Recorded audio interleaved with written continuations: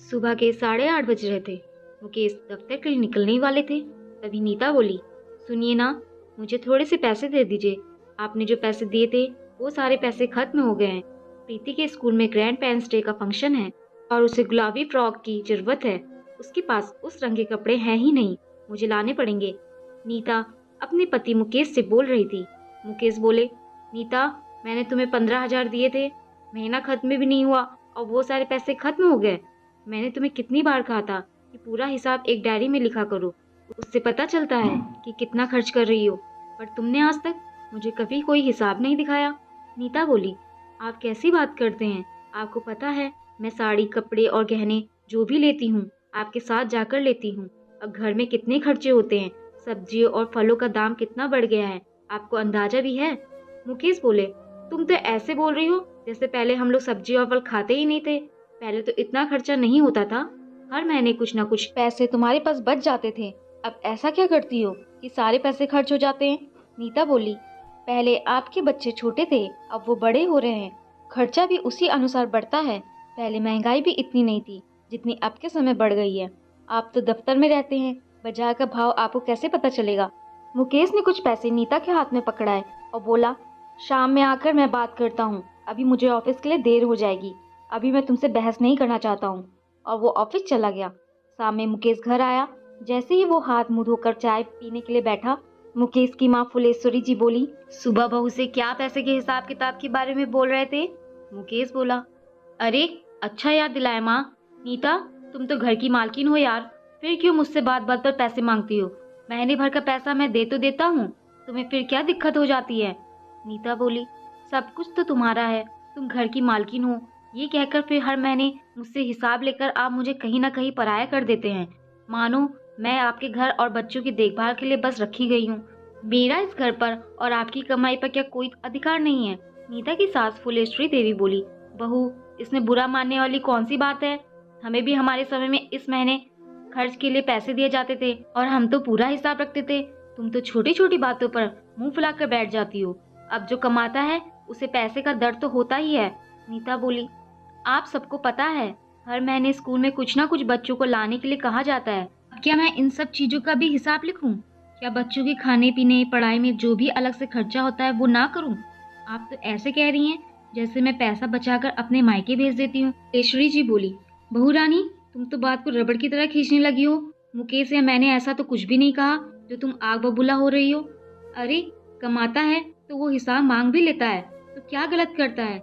नीता बोली, मम्मी जी, मुझे बहुरानी शब्द से संबोधित ना किया करे, तकलीफ होती है। कहने को आप बहुरानी कहती हैं और हर महीने की आखिरी तारीख को आप भी इनके साथ हिसाब देखने बैठ जाती हैं। क्या औरत की बस इतनी ही घर में इज्जत है कि सबका ख्याल रखे और महीने का हिसाब रखे? उस दिन तो बात खत्म हो गई।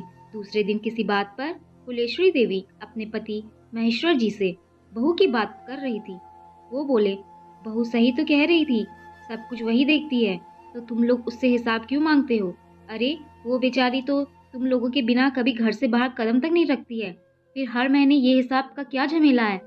फुलेश्वरी जी बोली, अच्छा जी, आज आपकी बहू की बारी आई तो बड़े धर्मात्मा बन रहे हैं। याद है मुझे जोड़कर आप कैसे पैसे दिया करते थे और पूछते थे कि खर्चा कहाँ कहाँ हुआ? वो बोले, तुम, मैं और बहू में जमीन आसमान का फर्क है।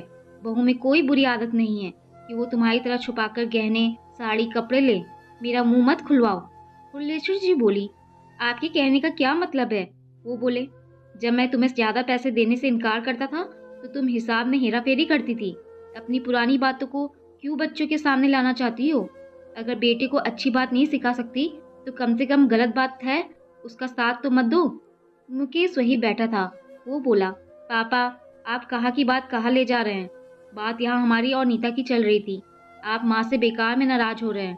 पिता बोले, बेटा, मानता हूँ तुम बहुत मेहनत करके कमाते हो, पत्नी की मेहनत तुमसे कोई कम नहीं होती। तुम 8 घंटे काम करते हो, परंतु वो जितना देर सोती है उतनी देर भी अपना दिमाग घर गृहस्थी के चक्कर में ही चलाती रहती है। समझ लो कि वो 24 घंटे काम करती है, उसके बाद इस तरह हिसाब मांगना, ये तो गलत बात हुई। नीता बोली, रहने दीजिए पापा जी, आपके समझाने के बाद भी इन्हें समझ नहीं आएगा। मैं आपसे बस इतनी ही विनती करूंगी, इस महीने आप मुझे घर खर्च के लिए कुछ पैसे मत दीजिए, बल्कि इस महीने का पूरा खर्चा आप खुद देखिए।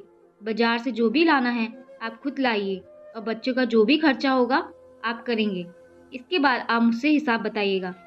इतना कहकर वो अंदर चली गई। माँ ने बेटे का साथ दिया और बेटा भी जोश में आकर हाँ भर गया। कुछ रोज जो मुकेश ने जोश में किया, पर 10 दिन में ही उसकी हालत खराब हो गई। पैसे दुगने खर्च होने लगे तो उसने पत्नी के सामने हथियार डाल दिए और अपने व्यवहार के लिए उससे माफी मांगी। वो नीता से बोला, सही कहते हैं लोग, जिसका काम उसी को साजे। ये मेरे बस की बात नहीं है। घर चलाना कोई साधारण काम नहीं है। नीता बोली, सब कुछ तो आपने कह दिया और मैंने सुन लिया। अब आपको हर महीने का हिसाब चाहिए कि नहीं, ये भी बता दीजिए, क्योंकि कहते तो आप मुझे घर की मालकिन है और मांगते हर महीने हिसाब है। मुकेश बोला, मैं माँ और अपनी तरफ से तुमसे माफी मांगता हूँ। सच कहते हैं बाबूजी, पहले का समय और अब तो समय में बहुत अंतर आ गया है। तुम्हारा काम हम मर्दों से भी ज्यादा कठिन है। पैसे खर्च करके भी लोग हर किसी को खुश नहीं रख पाते हैं, परंतु तुम औरत सब कुछ करते हुए भी चेहरे पर मुस्कुराहट रखती हो और हमें खुश रखती हो। आज की नारी को मेरा प्रणाम है। बस माफी की उम्मीद लगा सकता हूँ। नीता हंसकर बोली, तथास्तु।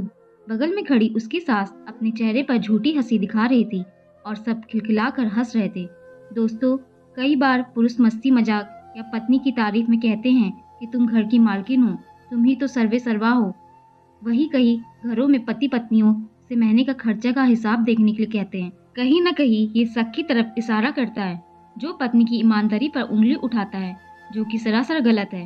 हिसाब रखना कोई बुरी बात नहीं है, पर हर पत्नी फिजूल खर्ची नहीं करती है। दोस्तों, आपको ये कहानी कैसी लगी नीचे कमेंट्स करके हमें जरूर बताइएगा। अगर आपको ये कहानी पसंद आई हो तो अपने दोस्तों के साथ जरूर शेयर करें और ऐसी ही प्यारी कहानियां सुनने के लिए हमारे चैनल को सब्सक्राइब करके बेल आइकन को ऑल पे सेट करना ना भूलें। धन्यवाद।